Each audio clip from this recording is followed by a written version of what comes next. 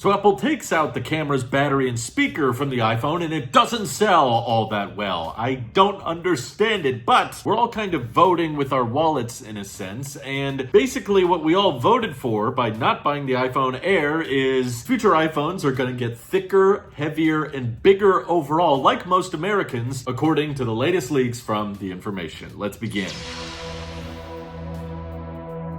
I believe this is our first official iPhone 18 leak video. There's gonna be a lot of these in the future, so strap yourselves in, but apparently there's all kinds of new weight records that the iPhone 18 Pro Max specifically is going to be breaking, and I don't think we can really blame Apple in this sense, because it appears, at least according to the sales data, every single year we are very happy to spend $200, $300, $400 more if it means we get a couple hours more battery life, or we get slightly better zoom, or we get a marginally better dynamic range from our cameras. That's what people are using these devices for more and more. And considering the cost of everything in our world is getting more expensive, whether it be higher rent, higher real estate prices, higher grocery prices, when it comes down to making a phone purchase, which we kind of live on these phones, we're using them as our boarding pass, our internet communicators, our cameras, our entertainment devices. It's like, well, do you want the best possible one for $200, $300 more? I guess most people are willing to make that plunge, especially when a lot of them are paying monthly for these phones anyway, or they're paying for extremely expensive carriers, and they've convinced themselves that the carriers are cutting them a deal by letting them upgrade for free every so often. So while the iPhone Air has not been selling well, the data is all pointing at the 17 Pro Max crushing it,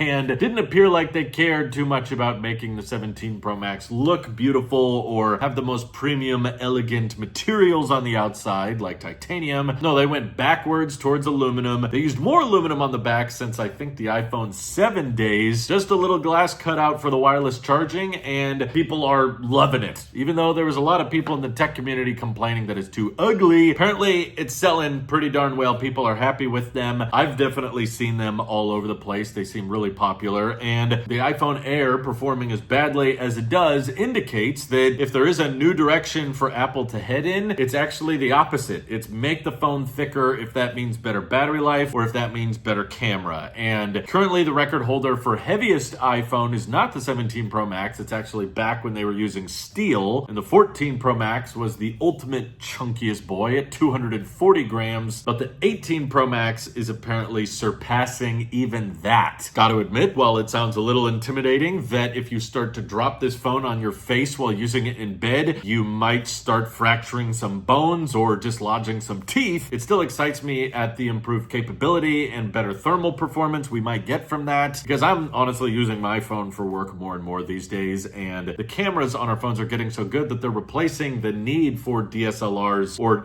designated cameras of any kind. And as far as Apple and iPhone R&D is concerned, they essentially have an unlimited budget, so that's why this technology is refined and pushed to the maximum possible capability each year, because they know whatever they end up selling, it's probably going to bring in billions and billions of dollars worth of profit. So that's where you get a lot of the most state-of-the-art technology, at least available to the masses each year. And who knows, they might end up just using a higher grade of aluminum so that they can still get the great thermal performance of the 17 Pros, but that might end up increasing the weight. Like a lot of engineering decisions, it's just a compromise of, do you want a lighter phone or do you want a more durable phone? And there seems to be a lot of people complaining about how scratchable the 17 Pros are compared to prior years. But aside from that, it's also rumored to be a slight redesign to the front-facing camera next year, where the dynamic island, when not in use, might take up less space than before. And that might mean hiding some of those cameras underneath the display. And according to a lot of supply chain analysts like Ross Young, the goal is by the 20th anniversary iPhone 2027, they would have all of those sensors, including the front-facing camera, completely underneath the display. But Apple's known for being kind of slow on a lot of these things because they don't want to compromise on camera quality, I'm sure, or on Face ID. So we'll see if they're actually able to do that. But how do you guys feel about the iPhone 18 lineup as a whole? It's sounding like they might not even do a second generation iPhone Air because it's selling so poorly, but also they don't want to introduce the base model iPhone 18 in September like they do every year. They might push that till until later in the spring to do a more affordable launch, which might mean the 3 iPhone launch in September of next year is just going to be iPhone 18 Pro, Pro Max, and